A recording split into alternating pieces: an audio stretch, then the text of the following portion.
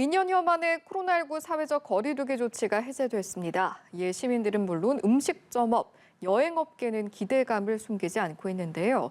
오늘은 거리두기 전면 해제와 함께 맞이할 포스트 코로나 시대의 우리 경제 상황, 최요한 시사경제평론가와 함께 짚어보도록 하겠습니다. 어서 오십시오. 예, 반갑습니다. 안녕하세요. 예.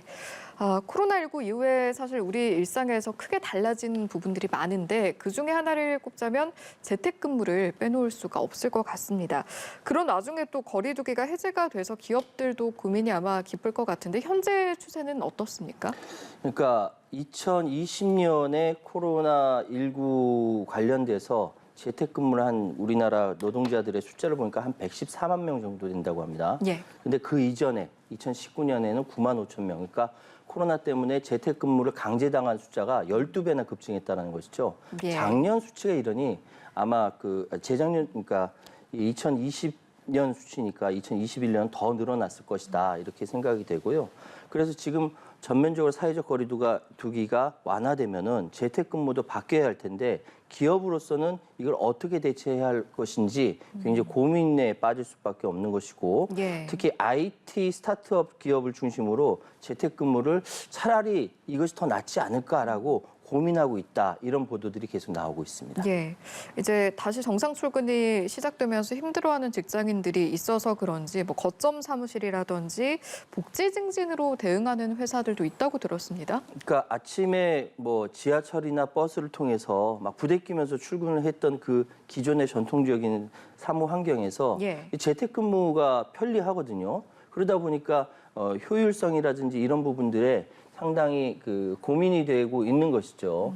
지금 그림에 보시다시피 일상 회복에 속도 내는 기업들을 보시면 대기업들을 중심으로 앞으로 어떻게 재택근무를 더 효율적으로 할 것인지에 대해서 예. 나오고 있는 것이죠. 비율을 50% 정도 줄인다든지 회의 행사 같은 거 제한적 재개하고 이렇게 사무실 출근 체제로 점차 전환하고 있는 것인데 어쨌든 이를 위해서는 사내 복지라든지 대기업 중심으로 사내 복지라든지 여러 가지 고려할 사항들이 많다라는 생각이 들어요. 예. 그러니까 이제 출근하고 싶은 사무실을 만들어야 되는 겁니다. 기업인들이 예전에 당연히 출근하는 것이 아니라 거점 사무실을 만들어서 더 효율적으로 근무할 수 있는 환경을 만들어줘야 이제 근로자들, 노동자들이 능동적으로 일을 할 수 있는 시대가 된 것이죠. 예.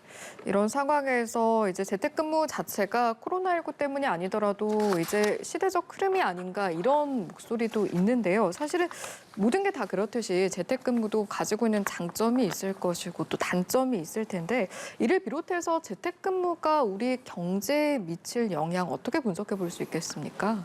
재택근무가 일반적이지 아니었을 때는 가장 걱정되는 것은 일을 할 때 서로 직원이라든지 이 내부의 커뮤니케이션, 소통의 문제가 좀 문제가 되지 않을까라고 걱정을 했던 것처럼 보입니다. 예. 그런데 실제로 재택근무가 이렇게 점차 많이 확산되면서 느끼는 건 뭐냐면 그 소통이라든지 커뮤니케이션에 전혀 문제가 없다라는 이야기거든요. 그러니까 지금 문제는 기술이 발전하면 발전할수록 커뮤니케이션의 소통의 문제는 별 문제 없다. 다만 그 직원이 일을 할 때 소속감의 문제 이런 것들은 좀 문제가 있을 것 같아요. 예. 어쨌든 지금 장점이라고 한다면은 여러 가지 시간을 들여서 이렇게 출근을 해야 되는 이 출퇴근 문화가 바뀌고 있다. 근데 이것이 더 효율적으로 어떻게 바뀌기를 어떻게 할 것인가에 대해서 많은 고민이 있는 것 같고 우리나라 대기업들은 벌써 이미 빠르게 적응하고 있고 이제 차츰차츰 중소기업이나 넘어가고 있는 것 같고요. 예. 이게 이제 빠른 우리나라의 기업들의 장점이죠. 다만 단점이라고 한다면은 이런 것 오로지 재택근무라든지 오로지 거점 사무실이라든지 이런 것들이 많아졌을 경우에 응집력이라든지 이런 부분들, 단합력, 소속감 이런 부분들은 조금 단점으로 작용하지 않을까 걱정되고 있습니다. 예. 경제에 끼칠 영향 측면에서는 덧붙여 주실 말씀 없으십니까? 경제라고 하는 것은 그냥 일반적으로 이야기할 수 있는 그러니까 어느 정도 상승 곡선을 계속 그리고 있는데 예. 우리는 코로나19라는 굉장히 악조건 속에서도 굉장히 잘했어요.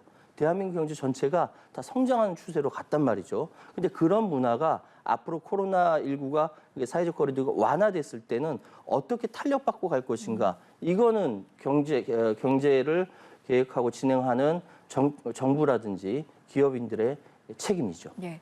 사실은 근무 형태 변화라는 측면에서는 주 4일제 이야기도 해볼 수 있을 것 같은데요. 이제 대선 때 잠시 뜨거운 감자로 떠올랐다가 지금 다시 조심스럽게 이야기가 나오고 있는 것 같습니다. 일단은 뭐 논의될 가능성도 궁금하지만 비용이란 측면에서 사회적 비용, 경제적 비용 어떻게 저희가 예측을 해볼 수 있겠습니까? 일부 대기업, 예를 들어 SKT 같은 경우는 근무 시간을 2주에 80시간으로 자율적으로 정할 수 있도록 했는데 이것이 사실상 주 4일제입니다. 그러니까 사실 지난 대선 때 주 4일제 근무제를 공약으로 나온 정당도 있고 여기에 대해서 논의는 많이 있었습니다만 실제로 그게 되겠느냐라고 했지만 이게 현실화된 기업도 있어요. 지금 코로나가 발병한 2020년 1월부터 근무 시간은 물론 근무지도 각각의 직원들이 선택해서 다만 그 얼마나 효율적이냐는 것은 다른 이야기고요. 예. 미국 같은 경우는 구글을 비롯한 여러 그러니까 글로벌 기업들을 중심으로 이미 주 3일로 간 기업들도 있습니다. 예. 그렇다고 한다면은 이 주 4일 근무제라는 것은 기술 혁신을 통해서 충분히 보완할 수 있는 부분이다. 문제는 주 4일제 근무를 놓고 눈에 보여야 일을 한다라고 생각하는 기성세대와 그렇지 않은 세대 또는 그런 기업주라든지 예. 노동자라든지 그리고 각각 그렇게 할 수 있는 기업과 그렇지 않은 기업의 차이라든지 이런 것들은 우리 사회가 앞으로 계속 논의를 통해서 정리할 부분이다라고 말씀드릴게요. 예. 코로나19를 기점으로 해서 근무 형태에 대한 이야기를 해봤다면 이번에는 거리두기 해제 이후 음식점 업계 분위기 좀 짚어보도록 하겠습니다.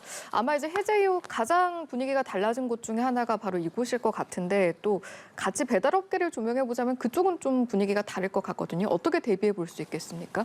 코로나19가 한참일 때는 가장 호황이었던 것이 배달 업계죠. 그럴 수밖에 없었던 것이고요. 그러니까 배달 원수도 2019년에 비해서 2021년이 21.6%로 그야말로 폭증을 했으니 배달 업계에는 호황을 맞는 그런 상황이고 그런데 이것이 다시 정상화되면은 이 배달 업계가 다시 축소되지 않겠느냐라고 걱정하는 사람들도 많습니다. 지금 그림에 보시다시피 지금 2019년부터 2021년까지 배달원이 얼마나 증가했는지에 대해서 22.6% 증가했다고 나오고 있죠. 예. 그런데 일정 정도 축소는 불가피할지 몰라도 그럼에도 불구하고 제가 생각할 때는 이 배달의 편리함을 우리 일반 그 소비자들이 맛보았다는 거죠. 왜 상품도 보면은 이제 미끼 상품이나 뭐 이런 그 무료 시식이나 이런 것들이 있잖아요. 그러니까 한번 사용해 보니까 편리하고 편리하니까 계속 찾게 되는. 그래서 정상화가 되면 일정 정도 배달업계가 축소될런지는 모르겠으나 이후에 오히려 더 폭발적으로 다시 또 성장할 만한 그럴 가능성도 있다라고 말씀드릴게요.